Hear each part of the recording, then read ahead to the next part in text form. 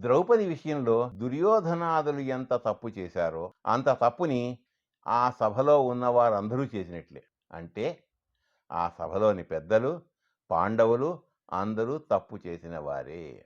ఇక రెండో విషయం, గోవిందా రక్షించు అని ద్రౌపది ఆక్రందించిన ఆ భగవంతుడి భక్తురాలికి వచ్చిన కష్టం చూసి శక్తి ఉండి కూడా రక్షించకపోవడం అనేది అంతకంటే పెద్ద తప్పు. అందువలన అందరూ మహాభారత యుద్ధంలో మరణించారు.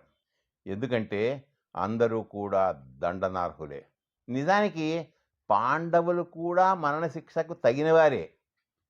కానీ వారి మరణం పరమభక్తురాలైన ద్రౌపదికి ఇష్టం కాదు కనుక బతికిపోయారు. ద్రౌపది వారి భార్య. భర్తల మరణం భార్యకు ఇష్టం లేదు కనుక పాండవులకు ప్రాణదానం చేశాడు శ్రీకృష్ణుడు.